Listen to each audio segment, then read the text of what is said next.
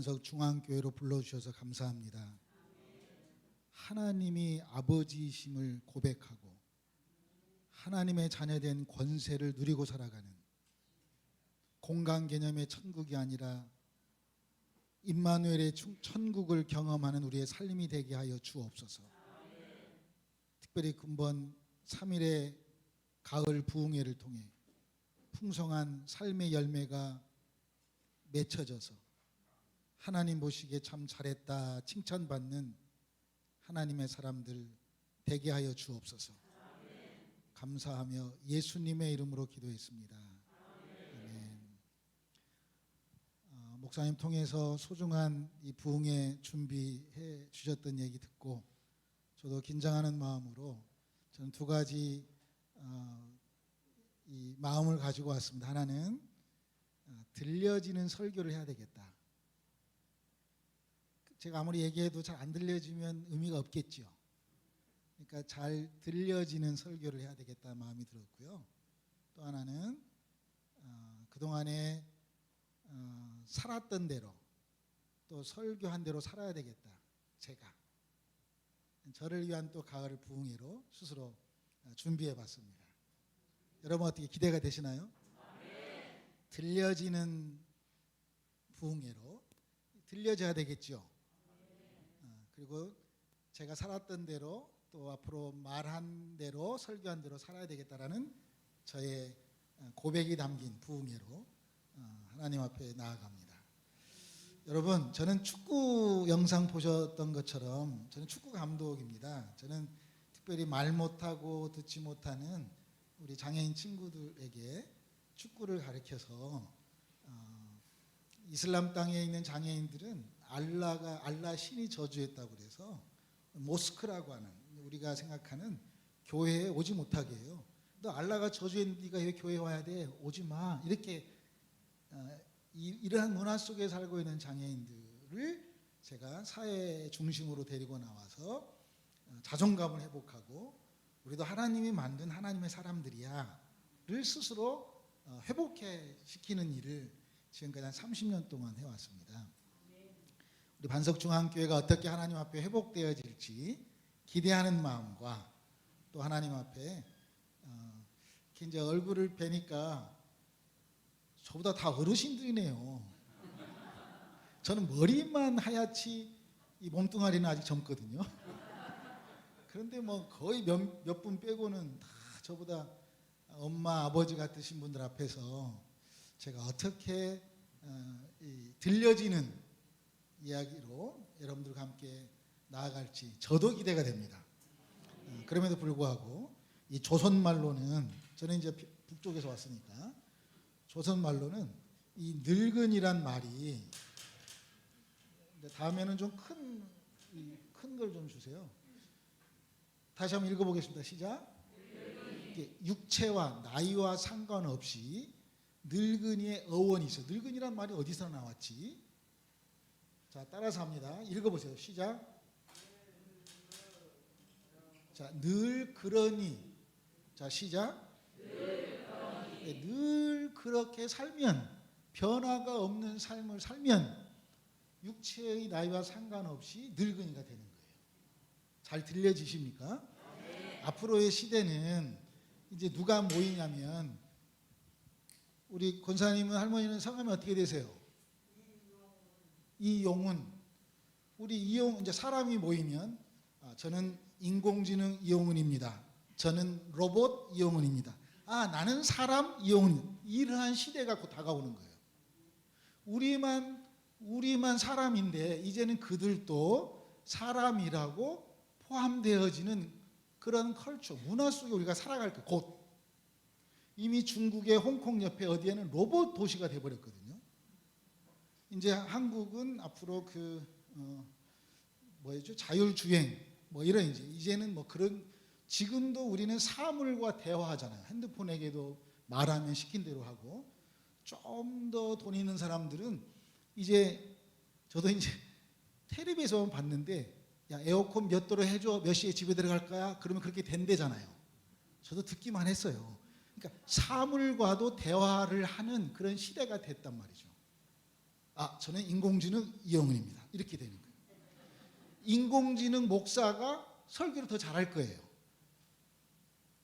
그러니까 이제는 지금 한국은 서울대학교 교수, 의학 교수보다, 의사 선생님보다 가천대학교 로봇 왓슨 의사가 더 유명해졌단 말이에요. 내가 지금 죽을 병에 걸렸는데 돈이 100억 있어요.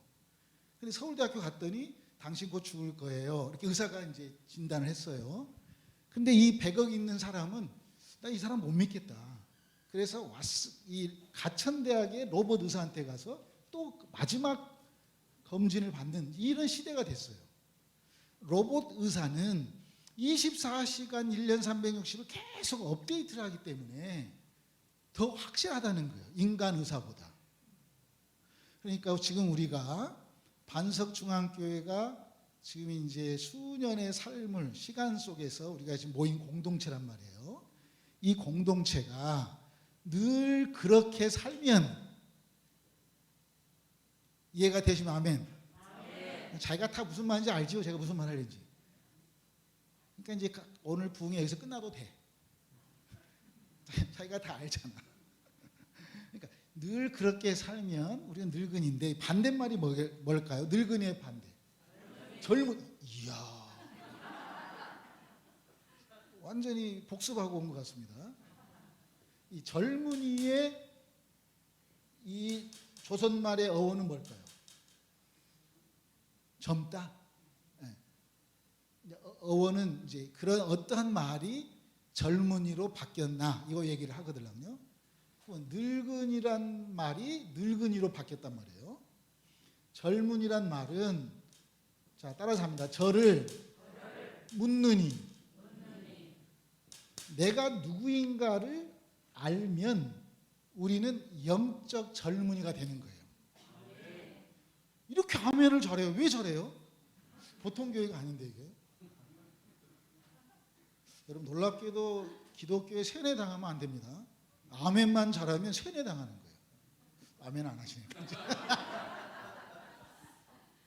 자, 하나님은 우리에게 답을 주지 않으세요. 내가 만난 하나님은. 나는 옛날에 땡중이었단 말이에요. 그러니까 내가 만난 하나님은 물어주시는 하나님이에요. 질문하세요. 아담아 너 어디 있느냐 이렇게 질문해 주시는 거예요. 구약 성경이 인간이 하나님 앞에 특별히 모세가 사람을 대표해서 하나님 당신은 누구입니까? 라고 질문하는 거예요. 그러니까 하나님은 나는 나야 라고 당신의 정체성을 이름으로 쭉 설명해 주시죠. 그 하나님이 사람으로 오셔서 신약 성경에서는 그 하나님이 사람으로 오신 그분이 사람에게 질문해요. 너희는 나를 누구라고 하느냐. 이것을 우리가 답달기식으로 하면 답만 갖고 살면 삶이 어떻게 될까요? 인생이 딱 정해져 있는 답만 갖고 있으면 원칙대로만 살면 여러분 자녀를 키울 때 그냥 이렇게만 해야 돼 라고 하면 그건 율법이라고 해요. 교회 안에서는 답만 갖고 살면 삶이 답답해. 숨쉴 구멍이 없어. 아버지가 군대 출신이면 자식은 거의 죽어날 정도로 FM대로 해야 돼. 하나님 우리에게 답을 주지 않으셨어요. 하나님은 뭘 줬어요? 질문을 해주셨어요. 너 지금 어디 가고 있니? 엠마오로 가고 있는 두 제자들에게 말해요. 너희들 평안하냐? 너희들 나 사랑하냐? 그리고 질문해 주시는 거예요. 한국 부모들은 자식한테 학교 갔다 오면 야, 너 오늘 학교 가서 뭘 배웠냐? 이렇게 얘기하잖아요. 근데 이제 유대인들 우리 목사님께서 교육학을 공부하셨는데 유대인들의 공부법은 너 오늘 무엇을 질문했냐? 이게 유태인의 공부법이라는 거예요. 우리가 교회의 신앙생활을 하는데 반석중앙교회가 늙은이로 머물러 있지 아니하고 영적인 젊은이의 회복이 있기를 축복합니다. 이게 부흥의 첫 번째 키워드이지 않을까. 정말 내가 누구지? 나는 왜 지금 반석교회에 있지? 내가 교회를 지키는 자인가? 아니면 교회의 부흥을 꿈꾸는 자인가? 아니면 교회 부흥의 주체인가? 뭐 이러한 질문이 회복되어져야지. 네. 이러한 하나님 앞에 한 걸음 더 가까이 나아가는 그런 행복한 부흥에 되면 어떨까요? 네, 그래요. 그래서 이제 이러한 그 영적인 젊은이를 꿈꾸면서 제가 시작을 해보겠습니다. 여러분 다 농사 다 해보셨잖아요. 저는 농사꾼의 마음으로 오늘 이 자리에 섰습니다. 농사꾼. 이 땅의 농사꾼도 밭을 보고 씨앗을 뿌리는 거 아닐까요? 아무리 좋은 씨앗이 있어도 때를 기다렸다가 뿌리지 않겠어요? 저는 반석중앙교회 부흥회를 준비하면서 하늘 농사꾼의 마음으로 하늘 씨앗을 뿌리려고 왔습니다. 하늘 농사꾼은 하늘의 씨앗을 뿌리는 거거든요. 근데 이게 이제 가을 부흥회니까 이 열매를 우리 손에 이렇게 정말 이렇게 열매가 있구나라고 하나님 앞에 올려드리는 그런 행복한. 여러분 이제 저는 그 축구 감독으로 축구를 가르칠 때 이렇게 선수를 선발할 때 미리 이렇게 좀 가르쳐 보거든요. 그러면 이 친구의 수준이 어느 정도 되는지를 알고 가르치지 않겠어요? 제가 그냥 FM대로 다 맞춰놓고 틀을 짜놓고 제 스타일로만 계속 가르칠 수는 없겠죠. 그러니까 이제 초등학교 학생들에게는 그 학생에 맞는 축구를 가르치겠죠. 우리 장애인 친구들에게는 그 장애인들에게 맞는 방법대로 축구를 가르치죠. 여러분 앞을 보지 못하는 사람들 시각장애인 축구 본 사람 있으세요? 그 친구들은 앞을 보지 않는데 어떻게 축구를 할까요?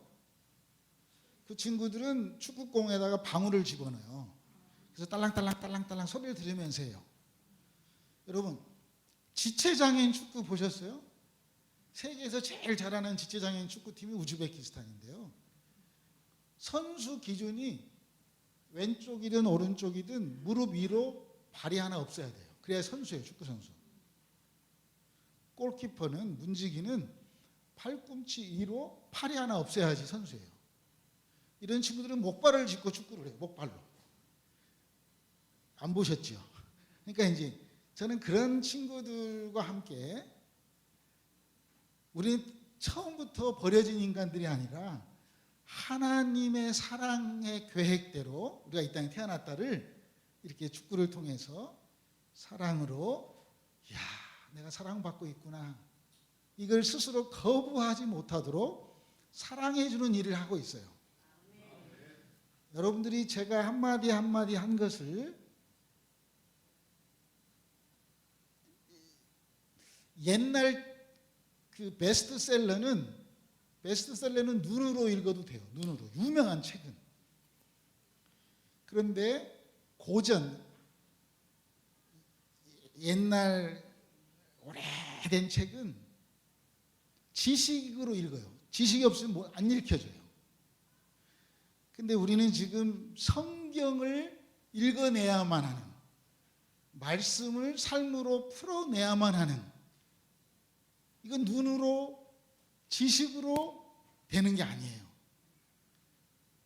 이건 영혼으로 마음으로 이걸 읽어내서 살아내야 되는 것이 우리가 해야 될 숙제예요. 은혜 받은 사람은 많은데 은혜의 사람이 없는 것이 이 땅의 현실이에요. 성령 받은 사람은 많은데 성령의 사람을 하나님은 기다리고 있는 거예요. 그 차이예요. 여기까지 잘 들리시나요? 그러니까 이제 항상 질문할 수 있습니다. 러시아 문화권에서 제가 구소련은 질문할 때 이렇게 질문해요. 이스라엘이 이렇게 앉아 있어요. 질문. 이게 한국은 어떻게 해요? 네. 준비된 학생은 항상 선생님이 계십니다. 공부 잘하는 학생은 항상 질문을 합니다. 질문이 없고 답 달기식 학생들은 답만 달면 끝입니다. 질문이 있는 학생은 항상 선생님은 준비되어 있습니다. 나이에 상관없이. 베드로가 다시 하나님 앞에 돌아왔을 때는 닭 울음소리가 선생님이었습니다. 천지 만물이 하나님 말씀으로 창조됐기 때문에 천지 만물이 다 선생님이 될 수도 있지 않겠어요? 중요한 건 질문에 있는 거예요. 죽은 시체는 질문이 있을까요, 없을까요? 그리고 여러분 안 죽었다면 질문해야 돼요. 오늘 그러한 여러분의 영혼이 질문으로 한 걸음 클릭될 수, 깨어날 수 있도록 제가 도우미로, 하늘 농사꾼으로 이 자리에 왔습니다. 여러분, 라디오는 듣는 거잖아요. 듣는 거예요. 저희 아버지는 23년생이셨어요. 이제 돌아가셨는데요. 항상 트랜지스타 라디오를 틀어놓고 주무셨어요. 이게 들어야지 주무신대. 근데 이론적으로 맞지 않잖아요. 그냥 조용히 주무셔야지 들어야 돼. 그렇지만 저도 이제 머리가 헤어지니까 들어야지 잠을 자겠더라고요. 공감이 안 되시는 것 같은데. 근데 뭔가가 들려야지. 이게 듣는 거예요. 근데 제가 오늘 이 가을 부흥회가 이것을 과학적으로 디지털 시대라고 그래요.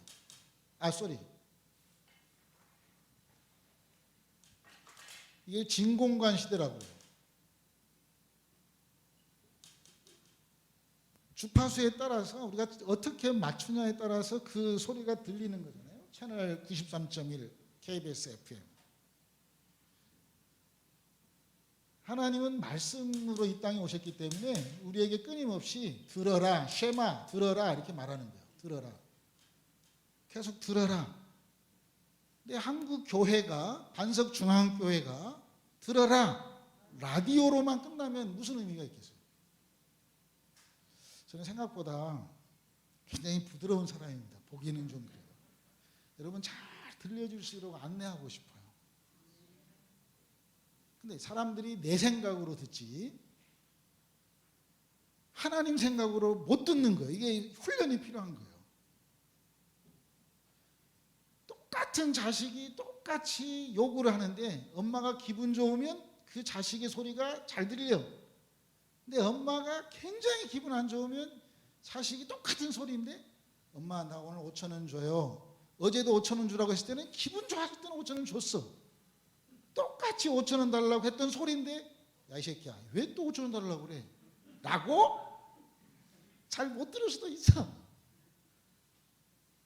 그러니까 오늘 그 부흥의 첫날 저의 테마는 하나님 반석중앙교회 어르신들이 잘 들리는 얘기를 제가 하게 해주세요. 이렇게 하세요.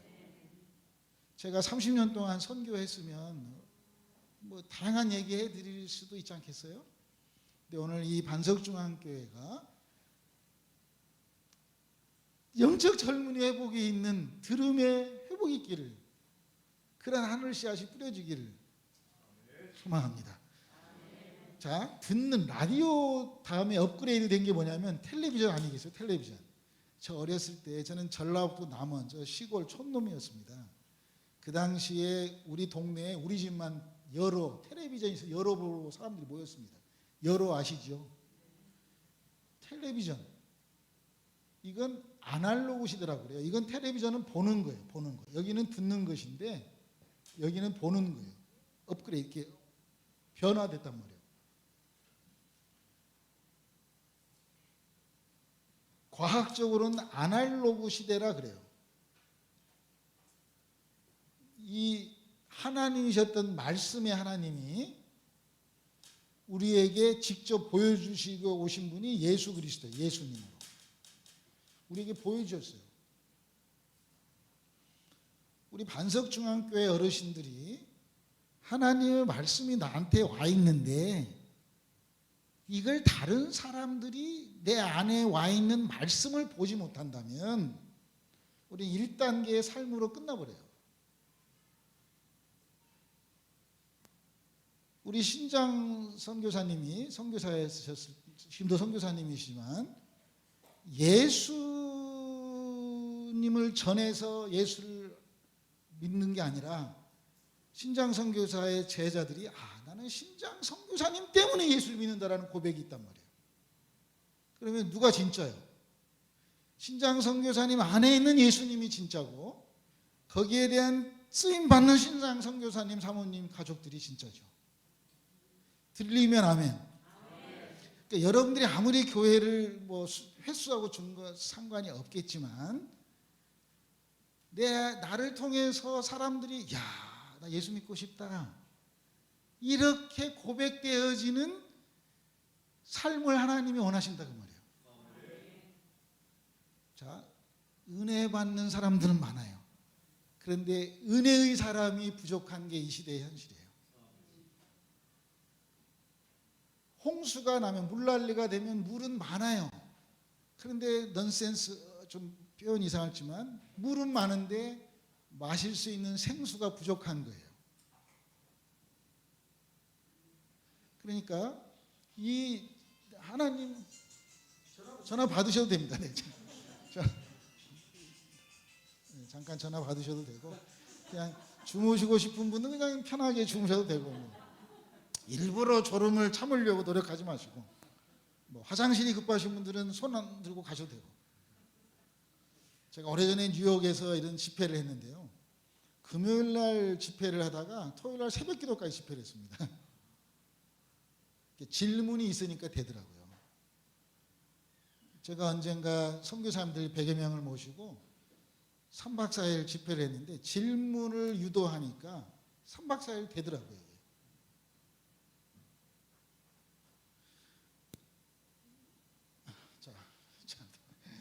네, 오늘 전화 안 받으셔도 됩니까, 권사님? 자, 세 번째는 변화를 지금 제가 얘기하는 거예요. 지금 여러분들과 저하고 좀 코드가 맞아야지 제가 얘기한 것들이 쏙쏙 들어오기 때문에 제가 여러분들의 그 수준을 제가 지금 보는 거예요. 제가 옛날에 무당도 해봤거든요. 그러니까 옆에 지금 이 주차장 옆에 무슨 암이 있더만. 이름이 뭐죠? 뭔 있어. 저것이 무너지든지 교회가 무너지든지 둘 중에 여러분들이 시합을 해야 돼. 여러분 그냥 왜 교회 옆에 저게 있어요? 열심히 예수 이름으로 기도해야죠. 그러니까 저분이 문 닫고 교회한테 우리 거 그냥 가져가세요.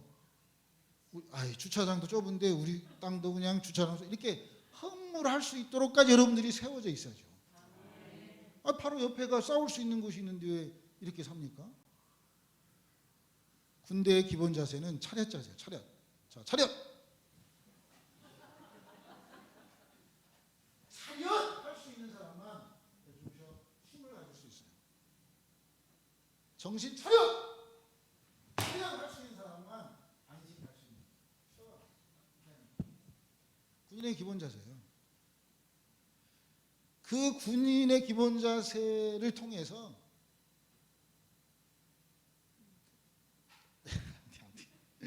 우리가 하나님 나라에 정말 천국 독립군이 되는 저는 그러한 걸 지향하고 있습니다. 대한민국의 독립을 위해서 그렇게 살으셨던 어르신들을 기억하면서 저는 하나님 나라의 독립을 위한 그런 열사로 이렇게 한 걸음 나아가고 있습니다. 아멘.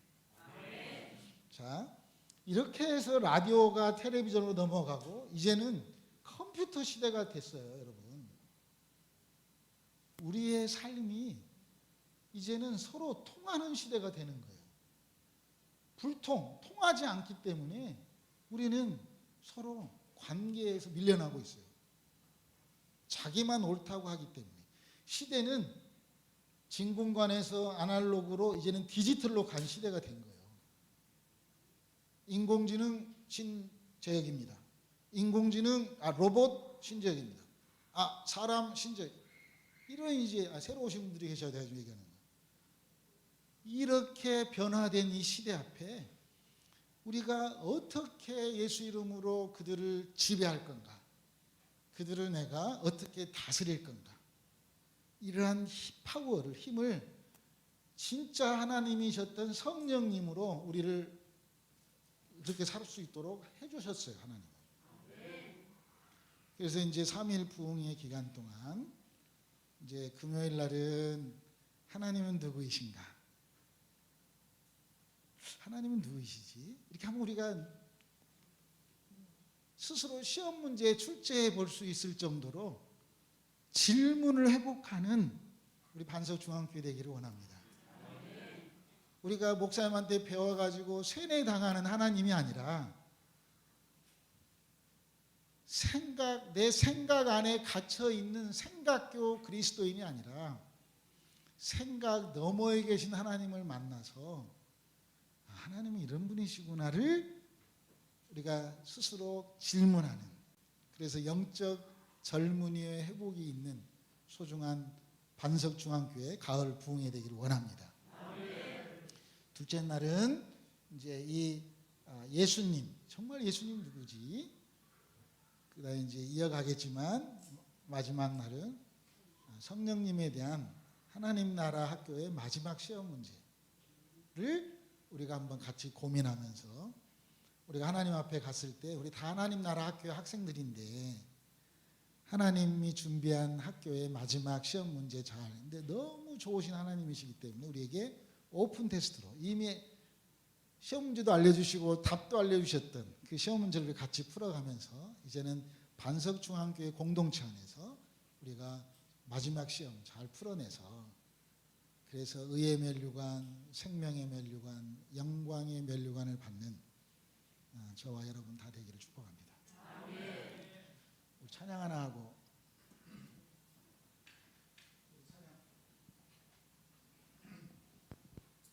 제가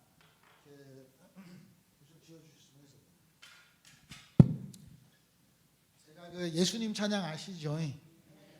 제가 참 예수 믿고 제가 소록도에서 이제, 그러면은 잠깐만, 혹시 새롭게 하소서에서 제 간증을 들어보신 분 있나요? 한번 손 들어 보실래요? 그러면 다시 한번요. 죄송해요. 네, 오케이. 그러면 뭐 거의 모르시네. 그러면 제가 이제 그 간증을 또 해야 되겠군요. 네, 저는 이제 간증 안 하고 넘어가려고 했는데, 간증보다 더 중요한 건 나는 여러분들의 삶이, 원래는 제가 간증하고 막 이렇게 하려고 했어요. 근데 이제 제가 저기서 앉아서 이렇게 보니까 저보다 거의 다 어르신들이어가지고, 아이고 여러분들한테 뭔 간증을 한다냐, 이렇게 경험도 많으신 분들이고 다 엄마 아버지인데, 내가 이런 청년들이 있다면 죽으러 가자 이렇게 해야 할 텐데, 여러분들한테 죽으러 가자 이렇게 간증을, 제가 좀 독한 사람이어서 네, 아무튼 네, 저는 그 중학교 2학년 때 한 편의 영화 때문에 제 삶이 변화됐거든요. 중학교 2학년 때 학교에서 보여준 그 홍콩 영화였는데요. 제목이 스잔나였어요. 그 한 편의 영화의 스토리가 백혈병이 걸렸던 스잔나가 자기 뒷마당에 은행잎이 다 떨어지면 이제 죽는 그런 이제 영화 내용이었는데요. 제가 그걸 보면서 그때 참 민감했던, 그러니까 여기 우리 어린 아이들이 있는데 우리 청소년들이 어떤 그 한순간에 이렇게 변화되거든요. 우리 청소년들 한 번이라도 참여했던 우리 아이들에게는 제가 마지막 날 주일날 저녁에 지금 안 가져왔는데 제가 만화책 한 권씩 드릴게요. 저에 대해서 웹툰 작가가, 그 네이버 웹툰 작가가 복음에 비친 사람 내용을 읽고 만화로 한 1년 전에 만들어줬어요. 제가 그걸 그냥 선물로 드릴게요. 한 번이라도 참여했던 우리 어린아이 친구들에게. 이제 자살이라고 하는 그걸 반대로 표현하면 뭐죠? 살자죠. 그래서 살자 프로젝트를 하는 팀들이 있어요.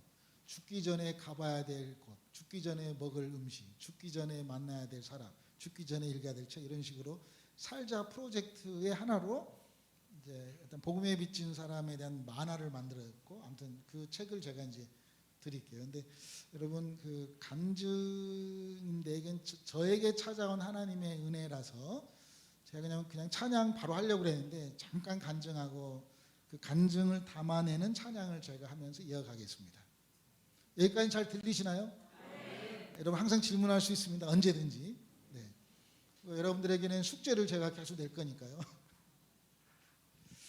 제가 그런 중학교 2학년 때 그 영화 한 편 때문에 사람은 왜 죽을까? 죽음에 대한 질문을 갖기 시작했습니다. 죽으려면 왜 태어났지? 여러분, 제가 중학교 2학년 때 가진 질문이었습니다. 그래서 중학교 2학년 때 화장터를 다니기 시작했습니다. 사람이 죽는 현장을 보고 싶었습니다. 화장시켰을 때 머리는 배는 어떻게 언제 터질까? 한 줌의 흙으로 되는 과정을 원래 화장터 가면 못 보거든요. 그래서 성인이 되어서는 제가 장의사 염 라이센스 그 장의사도 해봤습니다. 저에게 오면 제가 잘 시신 닦아드릴 수 있습니다. 제가 죽음에서 제가 지금 뭐 법적으로 걸릴 수도 있지만 어떤 공동묘지에서 그 시신도 이렇게 파봤습니다. 죽음에 대한 고민을 참 많이 했습니다. 사람이 왜 죽을까? 그 한 편의 영화 때문에. 여러분 제가 지금 쏟아내는 이 하늘 씨앗 중에 하나라도 여러분들이 내 걸로 만나서 사람이 왜 죽을까를 고민한다면 그럼 우리가 어떻게 살아야 되지라고 질문이 승화될 수 있는 거예요. 여러분 모든 건 다 세레모니 이렇게 절차가 있지 않겠어요?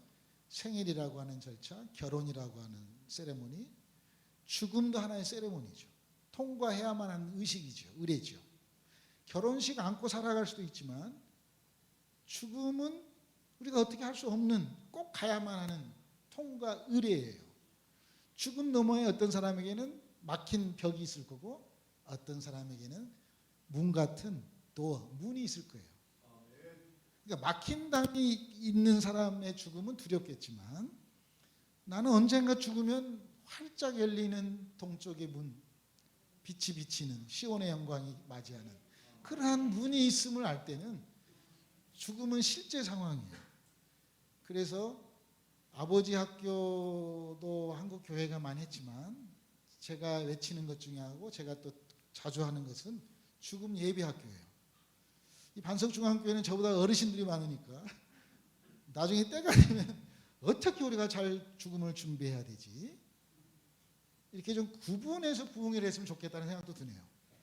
젊은 친구들은 따로 하고 실제적으로 어떻게 죽을까를 좀 고민해보는.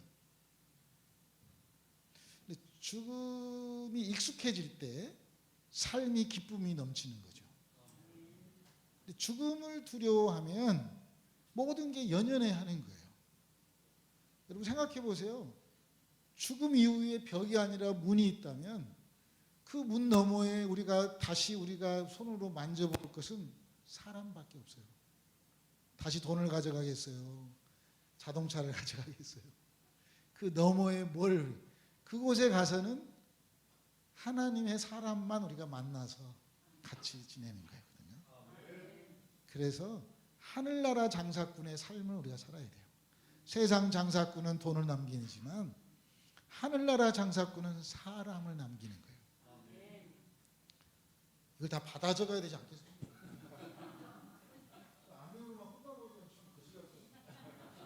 아무튼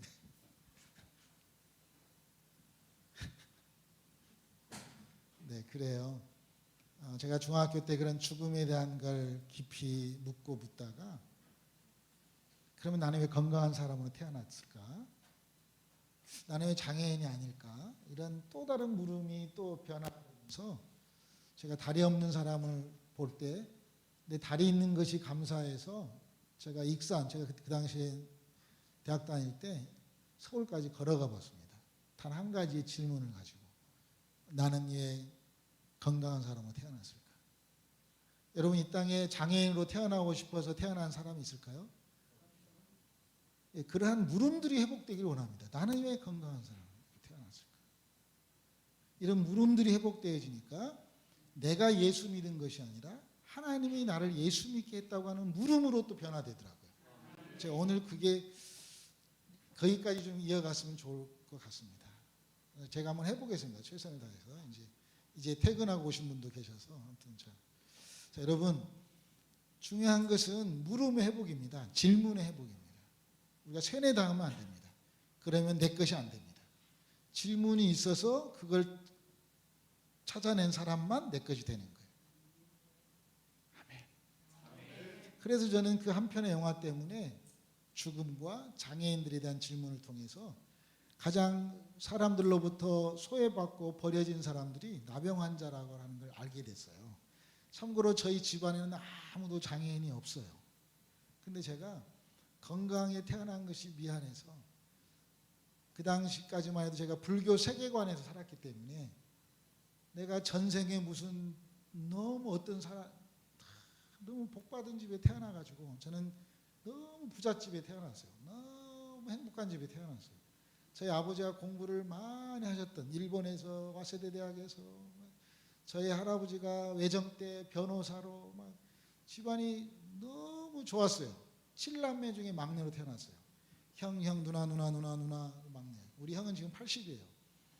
근데 이러한 누나들 4명 밑에서 사랑만 받고 살았어요. 그런데 어느 날 갑자기 중학교 2학년 때부터 화장터를 다니고 소록도 가서 문둥이 되고 싶어서 살고 장의사 가서 염을 하고 스님 모시고 서울 벽제화장터에서 큰 스님과 함께 살고 정말 집안에서 문제덩어리였어요. 소록도만 갔다 오면 우리 아버지가 그 당시에 어르신들은 공기로도 문둥이 걸린다고 집에 들어오지도 못하고 빨리 목욕 갔다 오라고 그랬어요. 지금은 한센병 무식해서 그랬어요. 그때 어르신들은.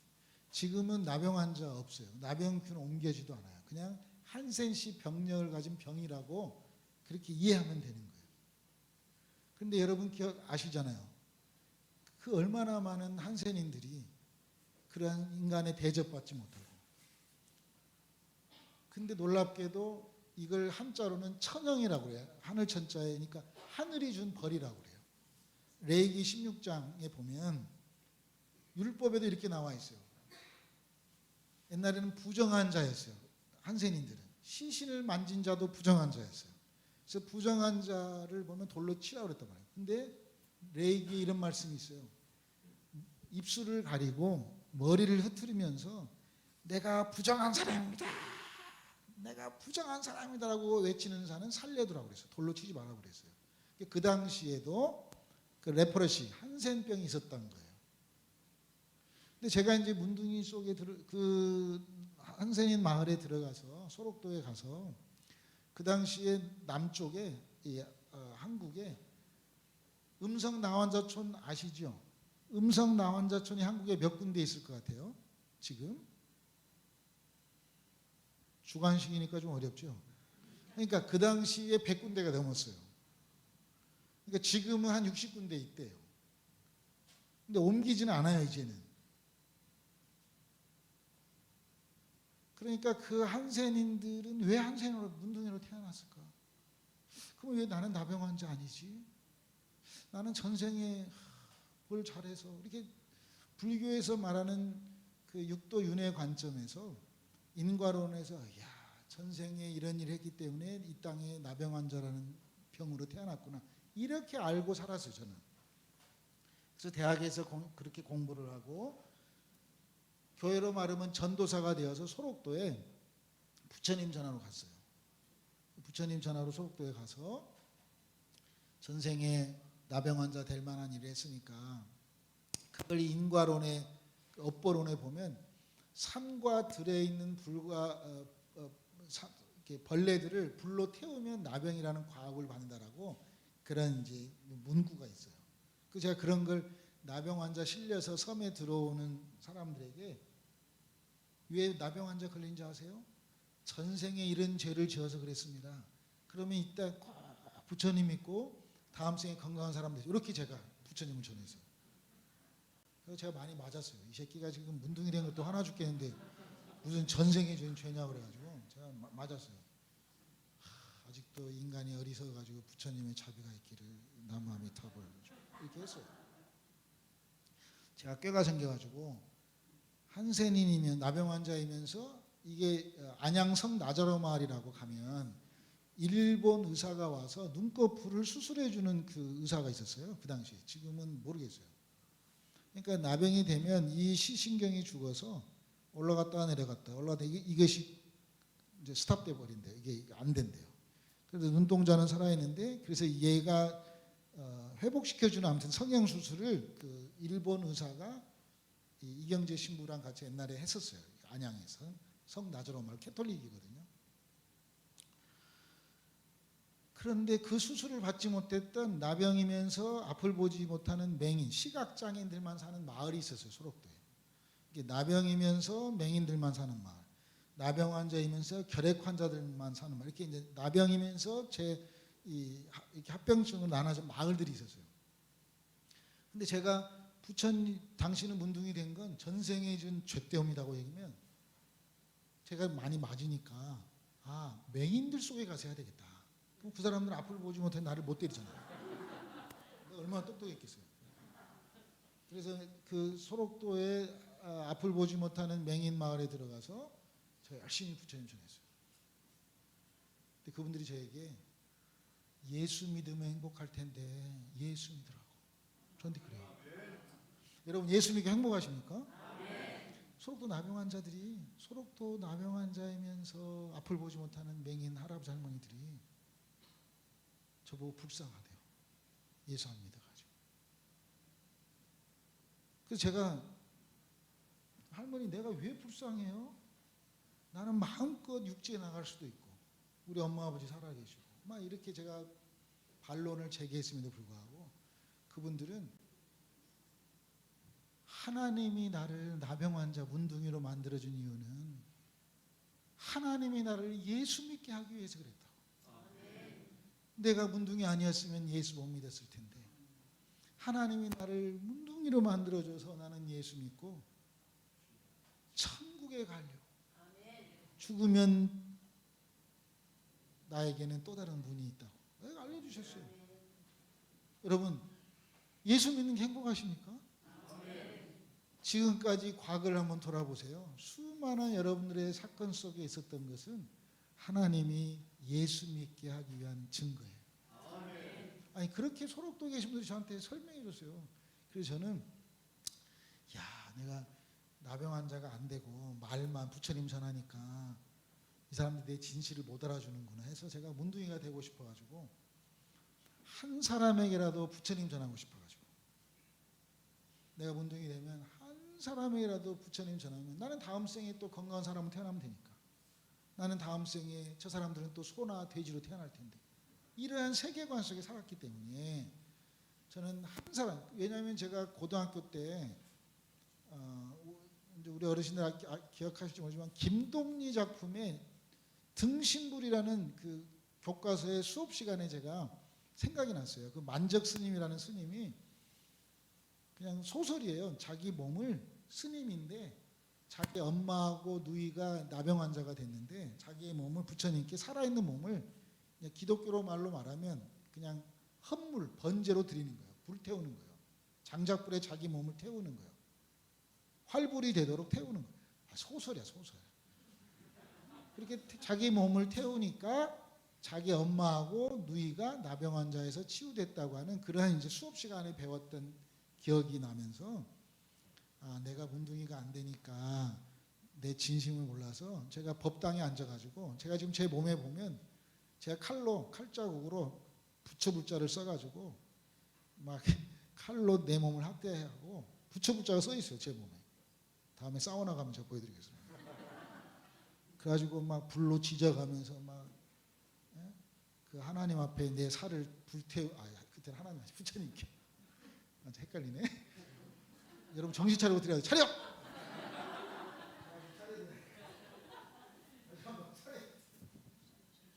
정신 차리겠습니다.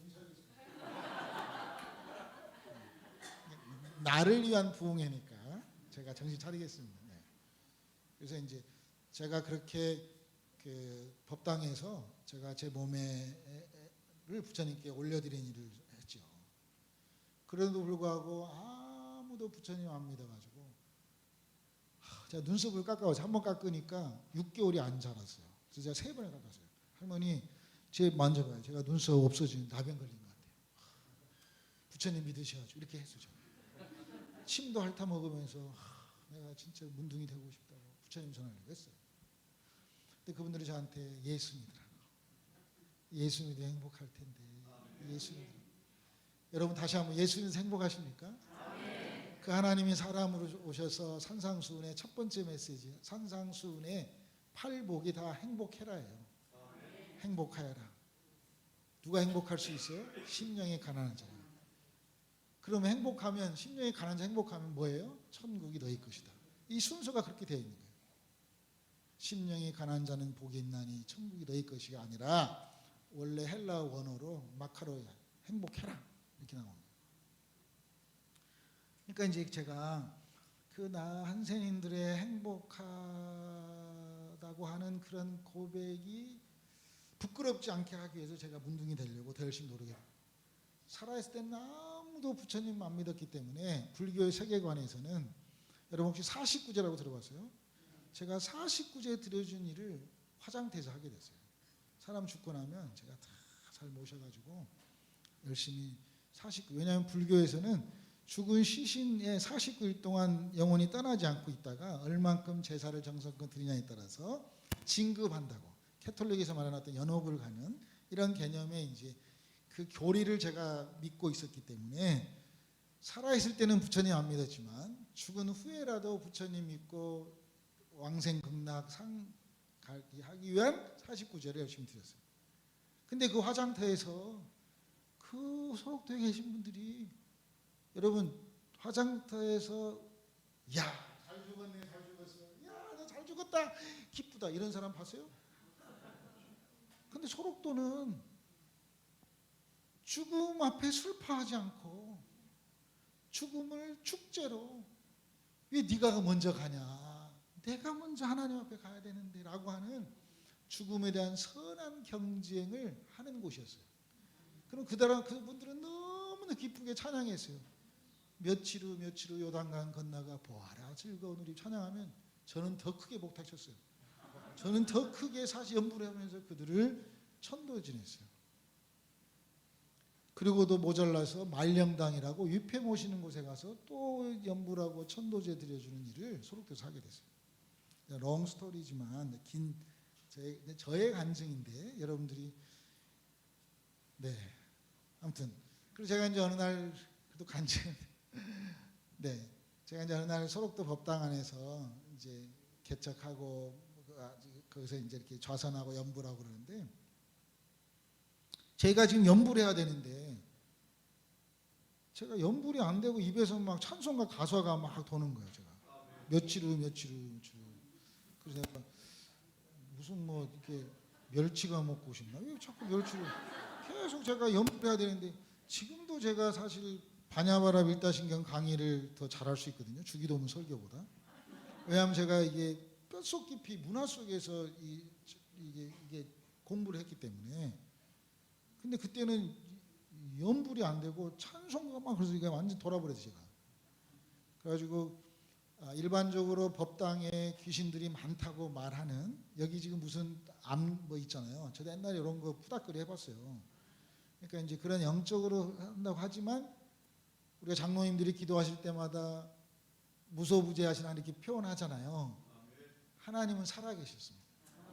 귀신들이 많다고 말했던 법당 안에 하나님 저에게 찾아오셨습니다.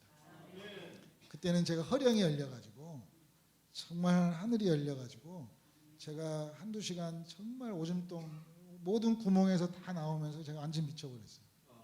그랬는데 하나님께서, 제가 이제 고등학교 선생님한테 제가 이렇게 지금 연불이 안 됩니다 그랬더니, 야 너 예수님이 온 것 같아. 저에게 성경을 줬거든요.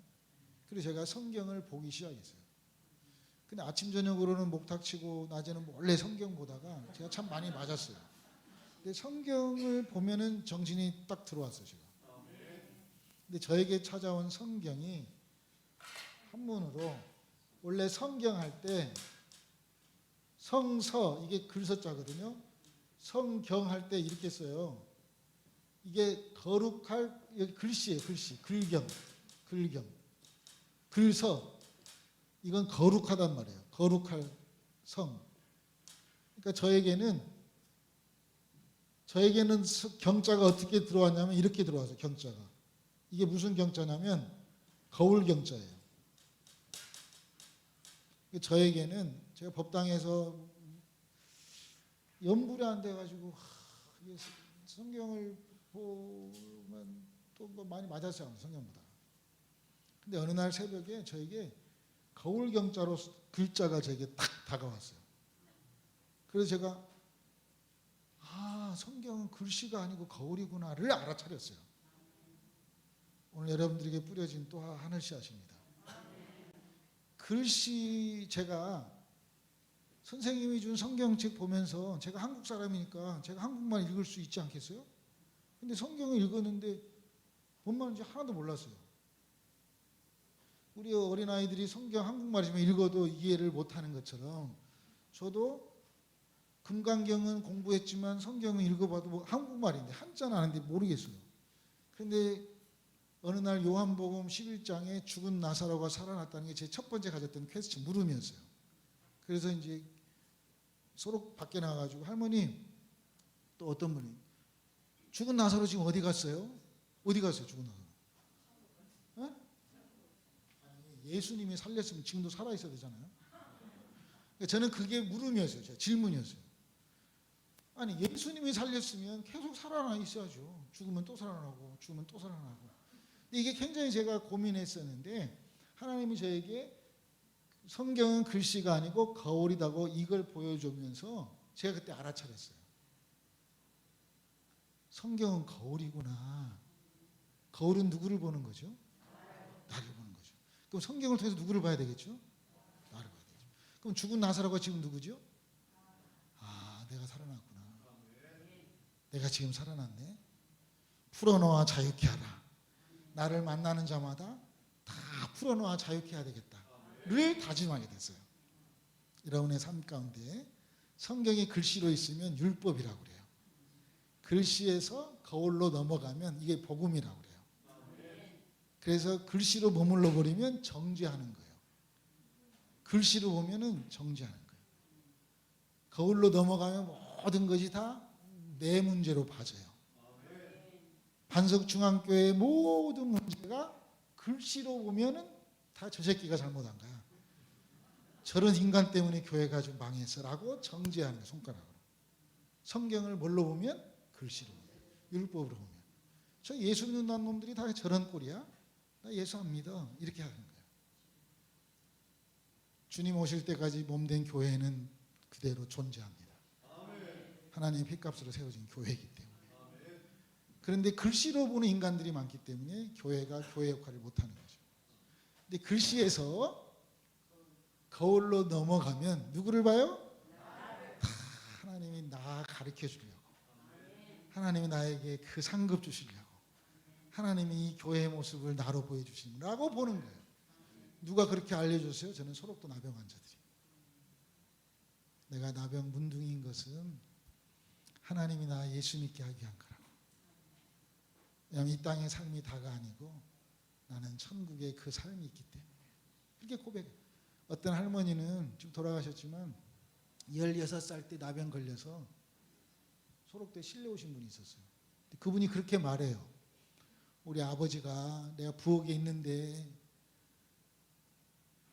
우리 집안에 문둥이 있는 집안이라고 소문나면 누가 하나밖에 없는 오라버니한테 누가 시집 오겠냐고. 가서 좀 죽어주라고. 어떻게 아버지가 딸한테 너가 죽어라 이렇게 말해요. 옛날에는 그랬다는 거예요. 문둥이 있는 집안 소문날까 봐서. 많이 자살해보고 안 되니까 실려 들어온 사람이었어요. 그분은. 근데 그분의 고백이에요.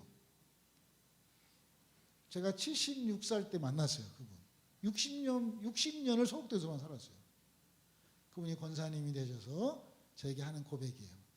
내가 문둥이 아니었으면 나 예수 못 믿었을 텐데 하나님이 60년 전에 나를 문둥이 만들어줘서 나는 예수 믿고, 그분이 저에게 통일 통장이라는 통장을 주셨어요. 내가 문둥이로서 이렇게 헌금 모아놨다고. 이 돈 가지고 북한에 가서 이렇게 하라. 그 다음에 왔잖아요. 여러분, 성경이 이 세상에 하나밖에 없는 나의 거울로, 유일한 하나님의 말씀이 나의 거울로 찾아올 때 이게 거룩한 하나님의 말씀이지 않겠어요? 저는 감히 이렇게 표현합니다. 성경은 하나님의 전체일까? 아니야. 성경은 하나님이 나에게 옹알이 아시죠? 옹알이. 이렇게 자식 태어났을 때 서로 하나님이 인간에게 맞춰서 인간 수준에 맞춘 옹알이야. 잘 들려줘야 될 텐데. 자, 제가 한 10권 좀 넘게 책을 썼어요. 근데 어떤 사람이 제가 십자가에 대한 책을 썼는데요. 제가 그 십자가의 제목이 더하기 십자가 곱하기 십자가예요. 그 책을 읽어보고 어떤 분이 저한테 코멘트를 이렇게 연락이 왔어요. 아, 십자가 책 이민교 선교사 읽어보니까 이민교가 이런 마음이구나 내가 알아. 그러면 제가 연설하고 있네. 그건 내가 쓴 것 중에 한 권밖에 안 돼. 그러지 않겠어요? 잘 들려줘야 될 텐데. 그러니까 성경은 하물며 나도 열 몇 권 중에 한 권 읽어보고 사람이 나를 이렇게 안다면 아, 나 이민교 알아. 그렇게 한다면 내 입장에서는 자, 여러분 입장에서 우리 어머니가 알아들었어요? 네, 알아들었어요. 성경이 하나님의 전체일까? 아니야. 성경은 하나님께서 인간 수준에 맞춰서 하나님의 옹알이일 거야 라고 저는 생각한다. 그러면 성경이 얼마나 성경을 이것만 타야라고 무오한 하나님의 절대적인 말씀이지만 오늘 반석중앙교회가 좀 더 영적인 깊이와 영적인 높이와 영적인 넓이가 있기를 소망합니다. 성경이 하나님의 절대적인 무오한 말씀이지만 거기에 대한 여백도 있고 그 말씀 속에 감추어진 하나님의 비밀도 있을 거고 뭐 뭔지 아시겠어요? 예를 들어서 내 자식한테 야 이 새끼야 내가 죽어버려라 너 이게 말 안 들어 죽어 그러면 그 자식이 아버지가 죽으려 진짜 죽어버리면 그게 아버지 마음일까요? 그게 글씨단 말이에요. 왜 죽으라고 했을까를 알아차려야지 성숙한 자식이지요. 우리가 성경을 통해서 하나님의 옹알이처럼 들려왔던 그 말씀 너머에 있는 그 하나님의 마음을 알기를 원한다 그 말이에요. 그게 우리에게 주신 거울이다 그 말이에요. 잘 들려주시니. 네, 그래서 이제 오늘 하나님 어떤 분이지? 여러분 주보에 여러분 교회에 이제 뭐 질문을 목사님 필요하시다고 그래서 그냥 컴퓨터 앉아가지고 제가 그냥 막 그냥 이렇게 써서 그냥 한 5분 안에 써서 그냥 보내드렸던 내용을 지금 프린아웃 해서 여러분이 보고 계셔요. 그러니까 저는 반석중앙교회를 통한 영적인 안테나를 좀 높이 달고 하나님 정말 이 교회가 필요한 들려지는 전달이 되십니까? 잘 여러분 들려져야 돼요. 일단은 그래야지 내 안에 있는 말씀이 들려져서 사람들에게 보여지고 그 보여진 걸 통해서 주님 오시는 그날까지 서로 통화하면서 살아가는 그 성령의 사람으로 성령 받은 사람은 많아요. 근데 성령의 사람이 필요한 거예요. 이 시대에 은혜 받은 사람은 많아요. 근데 은혜의 사람이 필요한 거죠. 아멘. 이게 다른 표현이지만 굉장한 미묘한 차이가 있지 않겠어요? 우리 다 은혜를 은혜로 아는 은혜의 사람 되기를 원합니다. 하나님은 누구이신가? 하나님은 누구시지? 저는 이제 이 간증을 함축해서 그냥 찬양 하나 하고 제가 찬양을 간증을 함축한 찬양으로 표현하고 싶거든요. 그게 가사를 좀 바꿔서 예수님 찬양 이거 아시죠? 그것을 팔자 고쳤네 팔자 고쳤네 예수 내 팔자 고쳐 이렇게 가사를 바꾸려고 그래요. 뭔지 아시겠어요? 왜냐하면 하나님은 살아계십니다. 따라서 하나님은 살아계십니다. 자, 제가 오늘 퀘스천 질문에 하나님은 누구시지? 라고 질문을 던졌어요. 저도 그런 질문으로 다시 한번 고백하고 싶어요. 하나님은 살아계시다고. 두 번째는 살아계신 하나님은 만왕의 왕이십니다. 따라서 시작. 살아계신 하나님은 만왕의 왕이십니다. 저는 법당 안에서 하늘의 그 하나님의 임재를 경험했어요.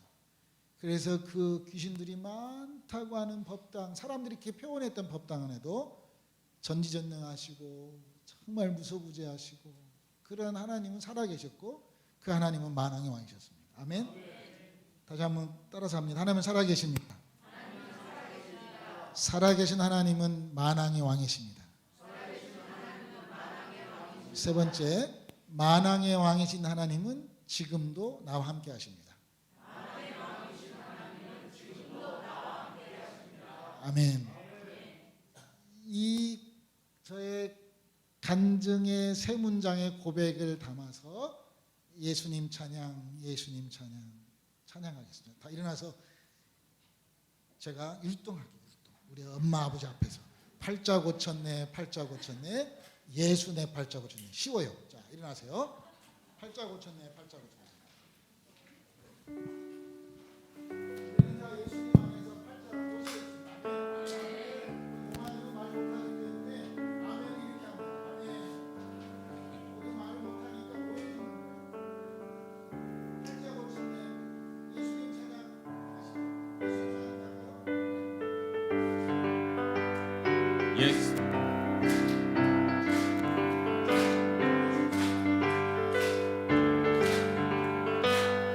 예수님 찬양, 예수님 찬양, 예수님 찬양합시다.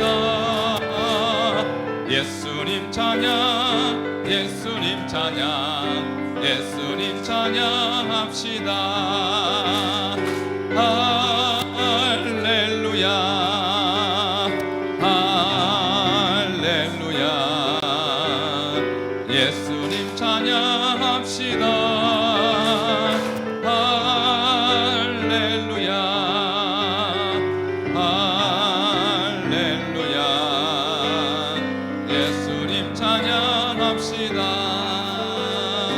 팔자 고쳤네, 팔자 고쳤네, 예수 내 팔자 고쳤네, 고쳤네, 팔자 고쳤네, 예수 내 팔자 고쳤네. 할렐루야, 할렐루야. 예수 내 팔자 고쳤네. 할렐루야, 할렐루야. 예수 내 팔자 고쳤네.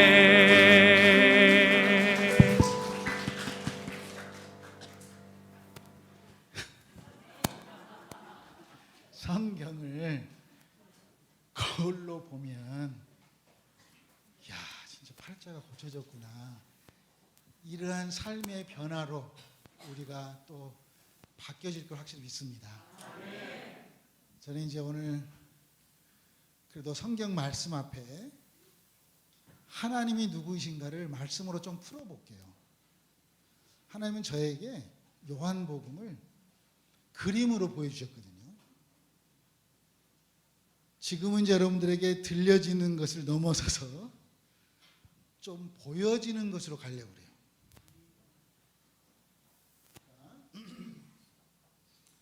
요한 1서 1장에 이렇게 말해요. 태초부터 말씀이 있었는데 우리가 귀로 들은 바요, 눈으로 본 바요, 손으로 만진 바 되었다, 이렇게 말해요. 성경에 제가 이제 오늘 요한복음 9장 1절 5절이에요. 여러분들이 오늘 들었던 걸 잘 기억해서 여러분이 아는 수준만큼 하나님이 누구인가를 써가지고 내일 오는 사람만 입장이 가능해. 이제 이 교회 안 써갖고 온 사람은 교회 오면 안 돼. 그래도 오셔. 근데 한번 써보세요. 사람이 헤비한 사람은, 이렇게 몸이 거시기 이렇게 한 사람은 헬스장에 가서 돈을 주고 몸을 빼잖아요. 요즘 미용에도 좋다고 그러니까. 근데 생각이 많은 사람은 생각의 비만을 빼야 돼요. 생각의 비만을 빼는 방법 중에 제일 좋은 게 글 쓰는 거예요. 그냥 막 쓰는 거예요. 그래서 저는 아침 저녁으로 꼭 글을 써요. 빼야지 또 채워지기 때문에. 그래서 계속 써야 돼요. 들었으면 봐야 되고 보면 손으로 만져봐야 돼요. 자, 보는 세계로 나갑니다. 아멘. 요한복음 9장이 오늘 성경 본문이에요.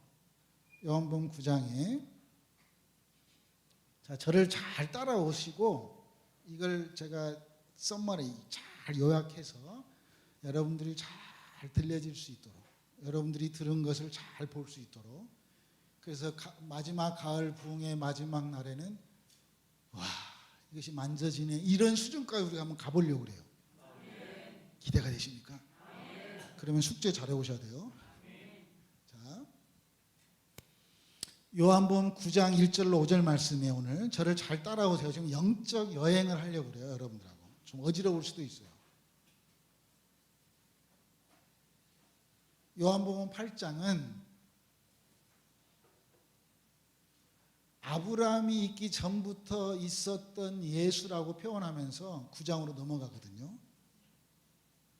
자, 저를 보세요. 그냥 제가 눈이 좀 작은데 저 눈가를 제 눈을 잘 보면 또 다른 클릭이 있을 수도 있어요. 우리는 서로 통해야 되니까. 저희들은 수화로 손으로 예배하거든요. 자, 예수님이 있기 전부터 아브라함이 있기 전부터 있었던 예수, 말이 돼야 안 돼요. 다시 한번 요한복음 8장이 그렇게 끝나요. 아브라함이 있기 전부터 있었던 예수가 길을 가셨어요. 이게 9장이에요. 길이신 예수님이 길을 가시다가 맹인된 자를 봤다, 이렇게 시작을 해요. 질문합니다. 맹인된 자가 예수를 봤어요? 예수님이 맹인된 자를 봤어요?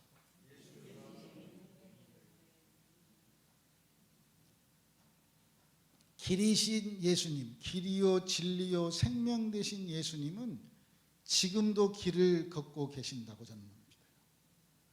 지금도 길을 걷고 계신, 왜냐하면 성령은 파라클레토스라고 하는 성령은 현재의 영이거든요.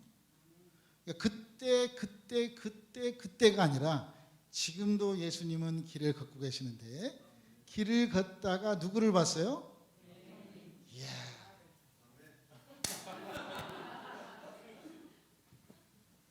이 반석중앙교회 수준이 높네. 그때 그 사람을 본 게 아니라 거울로 보니까 예수님이 길을 가시다 누구를 봤어요? 나를 봤죠. 그럼 내가 예수 믿었어요? 하나님이 나를 예수 믿게 했어요? 그런 고백이 있기를 소망합니다. 그게 부흥의 아름다운 하늘의 씨앗입니다. 그러면 정체성이 이제 되는 거예요. 아, 내가 예수 믿은 게 아니구나. 이게 사도 바울의 서신서 1장 1절마다 고백한 바울의 고백이에요. 바울이라는 사람이 성경을 13권 썼는데 1장 1절마다 내가 예수 안 믿었어, 하나님이 나 예수 믿게, 이런 고백이에요.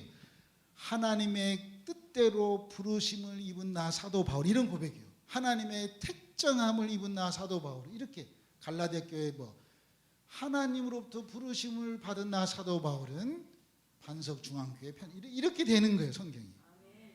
그러니까 바울마저도 주체가 내가 아니에요, 하나님이에요. 그러니까 예수님이 길을 가시다가 맹인된 자를 봤는데, 맹인이 누구예요? 나를 봤어요. 여러분, 지금도 예수님이 그렇게 성령으로 역사하시는 현재 영이니까.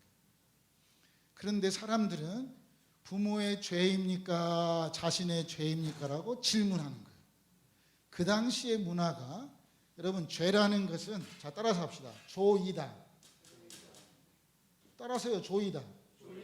죄라는 말은 조이다의 어원이에요. 조선말로. 조이는 건 오른쪽으로 조이는 거예요. 그걸 정죄라고 그래요. 조이는 것 반대가 뭐예요? 풀다, 풀어지는 거예요. 그래서 죽은 나사로를 향해서 풀어놓아 자유케 하라 그래요. 여러분은 조이는 사람입니까? 풀어놓아 자유케 하는 사람입니까? 여러분 스스로가, 나는 반석중앙교회에서 누구든지 나를 만나면 내가 풀어놓아 자유케 거야. 나부터 풀어줘야 되고 누구든지 오면 내가 풀어놓게 할 거야 라고 하는 그러한 고백이 가을 열매로 맺혀지기 원합니다. 그런데 그 당시의 문화 속에서 제자들이 물어봐요. 예수님께 부모의 죄입니까? 자신의 죄입니까? 왜 우리 집안에 이렇게 문제가 있습니까? 내가 왜 사업이 안 됩니까? 내가 왜 병들어 죽게 됐습니까? 내가 왜 암에 걸렸습니까? 내 자식이 왜 이런 프로그램 문제가 있습니까?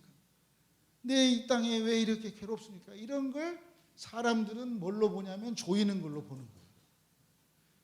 예수님의 제자마저도. 근데 예수님은 부모의 죄 아니야. 저는 왜 문둥이가 됐습니까? 아, 전생에 지은 죄 때문이야 라고 조였어요. 그게 종교라고 그래요. 이 땅의 종교는 사람들을 조여요. 잘 조여야만이 헌금이 나와. 좀 죄송한 표현인데 여기는 헌금이 안 나오겠어. 안 조여가지고. 목사님이 잘 조여야지 되는데 목사님이 안 조여인 것 같아. 잘 여러분의 그래서 이단들은 끈콤해짐이 확실한 사람들이에요. 이단들은 야리꾸리 게 없는 야리꾸리 좀 표현 이상해. 중간이어서 이단은 이거 아니면 이거예요. 그러니까 헌금을 많이 해. 집도 팔고 뭐 가족도 버리고 다. 왜? 이렇게 강조하니까. 근데 예수님은 부모의 죄 아니야. 자신의 죄 아니야. 뭐라 그래요?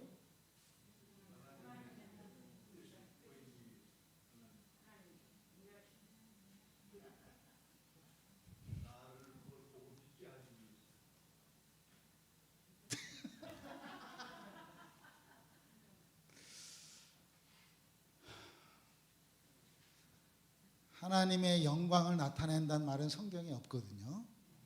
영광이란 말은 어떤 것을 통한 세컨스 때 그 다음이에요. 영광이라는 헬라의 독사는 영광은 하나님의 영역이에요. 하나님 거예요. 쉽게 말하면.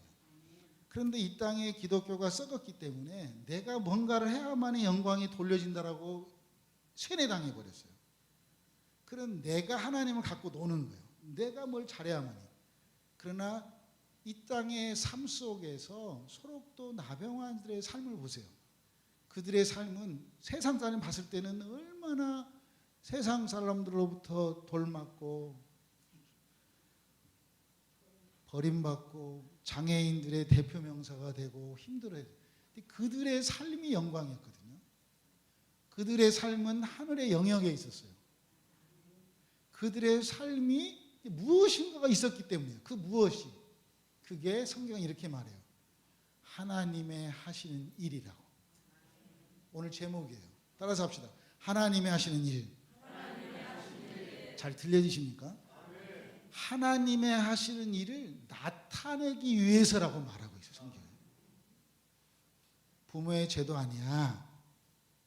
자신의 죄도 아니야. 당신이 원해서 수원에 태어난 것도 아니고 당신이 원해서 북조선에서 태어난 것도 아니고 당신이 원해서 이 땅에 나병환자로 태어난 것도 아니고 하나님의 하시는 일 때문이라고 말한다 그 말이에요. 자, 그러면 하나님의 하시는 일이 뭘까요? 이게 중요하지 않겠어요? 오늘 성경은 이렇게 말해요. 때가 아직 낮음에 나의 보내시는 자의 일을 지금 해야 한다. 밤이 오면 그때는 아무도 일할 수 없다. 자, 우리 요한복음 9장 1절로 5절 한번 방송 문자 보여줄 수 있어요? 보여줄 수 있어요? 자, 요한복음 9장 1절에서 5절까지 같이 한번 읽어보겠습니다. 예수께서 길을 가실 때에 날 때부터 맹인된 사람을 보신지라. 제자들이 물어 이르되 라삐여, 이 사람이 맹인으로 난 것이 누구의 죄로 인함이니까? 자기니까 그의 부모니까? 예수께서 대답하시되 이 사람이나 그 부모의 죄로 인한 것이 아니라 그에게서 하나님이 하시는 일을 나타내고자 하심이라. 때가 아직 낮음에 나를 보내신 이의 일을 우리가 하여야 하리니 밤이 오리니 그때는 아무도 일할 수 없느니라. 내가 세상에 있는 동안에는 세상의 빛이로라. 네, 지금 9시 35분이어서요. 죄송한데 오늘 여기까지 좀 하겠습니다. 그래서 숙제인데 하나님 하시는 일이 뭘까? 그걸 여러분이 좀 써가지고 오세요. 하나님 하시는 일이 뭐지? 하나님 하시는 일을 나타내고자 하는데 근데 이것이 뭘까를 한번 써보세요. 여러분 생각대로. 많이 써올수록 좋아요. 아까 얘기했죠. 생각에 비만을 빼야 돼요. 이제 9시 반이니까 우리 또 화장실도 가야 되고 가셔야 되잖아. 그러니까 아무튼 써갖고 오셔야 돼요. 안 써갖고 오면 입장 안 돼요. 써가지고 오시고 우리가 이제 3일 제가 주일까지 해서 계속 이렇게 여러분 만날 터인데 제가 여러분들 한 사람 한 사람 눈빛을 기억하고 기도하고 또 내일 새벽 예배도 있고 그러시니까 오늘 여기까지 하고 정말 하나님 하시는 일이 뭘까? 그래서 여러분 오늘 질문에 오늘 첫 강의의 질문들을 여러분 스스로 좀 적어봤으면 좋을 것 같아요. 그리고 여러분들에게 클릭된 정말 로고스가 아니라 레마로 내 말씀으로 여러분들에게 필요한 내 걸로 좀 적어봐서 여러분 자식들에게 유산으로 물려주려고 생각하는 마음으로 저는 지금 제 손자, 손녀들에게 증손자, 증손녀들 아직 자식 결혼 안 했지만 그 아이들에게 물려줄 유산의 글들을 계속 쓰고 있습니다. 그 아이들이 힘들었을 때 우리 할아버지가, 우리 아버지가 어떻게 이때 살았지라고 하는 걸 남겨놓고 있습니다. 우리가 한번 다 똑같이 사는 삶 속에 우리는 살고 있습니다. 하나님이 하시는 일이 뭘까? 이 가을 부흥의 첫날 제목에 여러분들이 써가지고 오시면 좋겠습니다. 또 하나의 숙제는 여러분 내일 집에 있는 쌀이 있죠. 쌀을 좀 가져오세요. 조금씩. 옛날에 그 성미 냈던 거 아시죠? 또 뭐 푸대로 갖고 오지 말고 조금씩. 일단 쌀을 갖고 오세요. 아시겠죠? 자식들에게도 다 좀 챙겨줘. 뭐 아무튼 쌀을 좀 갖고 오세요. 흰쌀. 세 번째는 어떤 한 분에게만 제가 부탁하려고 그래요. 혹시 제가 그냥 이 교회에 와가지고 제가 우리 신재혁 선교사님 정말 좀 마음 편하게 저 이렇게 제가 여러분들 엄마 아버지처럼 형 누나처럼 동생들처럼 자식처럼 생각하면서 그냥 편하게 제가 이렇게 나누려고 해요. 그래서 한 사람에게만 혹시 내일 그 십자가 모양의 나무를 좀 해올 분이 있으세요? 그냥 십자가를 하나 만들어 갖고 올 분이 있으세요? 자연스럽게 뭐 대패질 해가지고 오케이 어머니 좀 해오세요. 그냥 나무 뿌려가지고 이렇게 해갖고 오시면 돼요. 크기도 그냥 어머니 마음대로 그냥 요만한 거 아니고 제가 원하는 건 그냥 뭐 어디 도둑질하는 게 아니라 나무를 어디서 죽은 나무 그냥 자연스러운 거. 내일 산에 가실 분 숙제 두 분이 두 분 장로님이시죠? 두 분께서 산에 좀 가셔가지고 산에 가셔서 자 장로님들 한번 손들어 보실래요? 장로님, 시무 장로님 다시 한번요.